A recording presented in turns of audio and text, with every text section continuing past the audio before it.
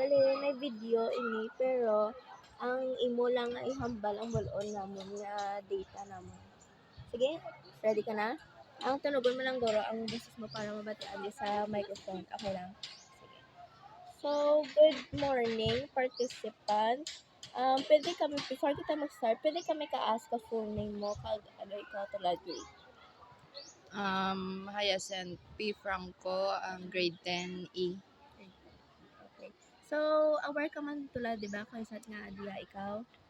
Kay ano din pili ka namon nga maging participant namon para sa among research nga title Tale of Beginners Experiences of Transfer Learners, where ang mga participants namon sa research is mga kaparehas mga transfer student. Yes. Sige. Pero nag-okay do ikaw, di ba? Okay na kita. Sige. Maka-start mo kita ng questions. Bale, sa first SOP namon ang mga common nga istorya sa kaisa ka transfer student. Nang una namon question, paano ka gintrato ka mga classmates kag schoolmates mo nga nagsaylo na di? May iba man niya naga-bully, may iba man niya friends ko. Do kung sa closeness namon tanan, waay gigawa ko kati friends nga do circle of friends nga tawag. Okay lang man, okay lang man kanako nya ginabully kay do sanay don bala ko. So, bali pag umpisa mo, pag sulod mo karade, paano ka gintrato? Do okay lang man gakipag friends masanda kanakon amo lang hindi lang gid malikawan kis ang dasigdan mag-init ulo ko kag that's why nga duway gawa ko ti friends. Tulad, ano ang pagtrato ng dahil mo? Medyo okay man, may iba nga okay man, may iba nga do hindi ko gid Sige. Then next na question. Anong nabatsyagan mo nga naghalin ka eskwelahan? ang medyo naghinolsol kay ang friends ko gid nga nakilala do gid kag as in friends ko tuya sa old school. That's why do budlay do magngita ka friends liwat sa bag-o nga school kay hindi mo ko pa pareho ka na way ko pa naman anya mga batasan da diya kag mga attitudes da kung paano ko bala makisama kananda. That's why nga do nabudlayan ko gawa. Pwede kami ka-ask ka ka previous school mo, kag BA? Binabaan National High School, Sa Lambunaw. next, ang last question sa first SOP.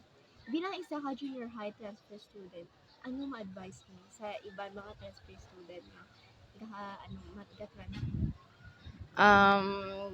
Ano lang gid guro pasensya nga labog kung sa mga attitudes nga pwede nanda ma-encounter sa mga classmates nanda nga bag-o kag wala. Wala ra, sige. Sa second SOP namon ang mga rason. Bale, ang first question is, ano ang rason sa nangyari sa eskwela? Why isang ligad nag-transfer ko to kay tuyaya mother ko. So tulad nagbalik ko di kay hindi ka suporta mother ko kana akong pag-eskwela. So gimbuol ko ka tiya ko kag teacher siya di subong kag duro man di ko mga tiya kag tiyo nga teachers. That's why nagsaylo ko di. Second, ano ang kabilugan mo nga estado ng paghalin mo? Let's say, before or gahalin ka na. Ano ang estado mo? Ano yung mental, state mo kan or every, overall state mo? Sang masaylo pa lang ko di. Nga Like, ano ikaw, ox ang imo nga pang-isip or ano hindi related ka rin? Ano mo ba? hindi ko dad nga masaylo ka school kay tuyado ko bala nasanay. That's why nga do hindi ko bala dad magpasugot kaso no choice. Amo lang nagsaylo ako di kay no choice. Kaya ano ang feeling ko? Nalito. Dang perme ko masubo kay feeling ko masubo ko kay hindi ko do imaw ang mga naimaw ko bala sa una.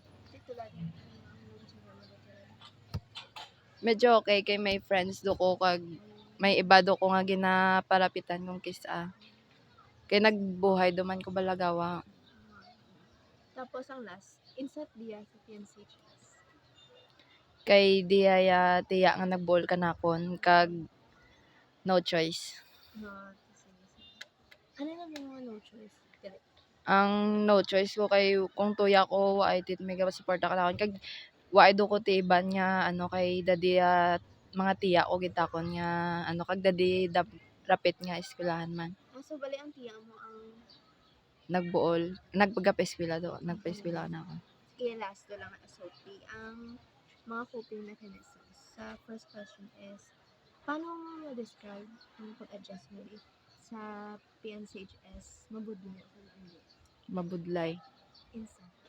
Mabudlay sa mga teachers nga hindi ko pa nakilala kag amo man to sa mga classmates nga hindi ko pa nakilala kag nakaagi ko nga may kontra kag tawo nga why ko bala hindi ko gid maging friends bala kag do basta budlay kay hindi ti pareho sa una nga may friends gid ko dayon kay gamay la bala nga eskwelahan di yata na ang hanggod.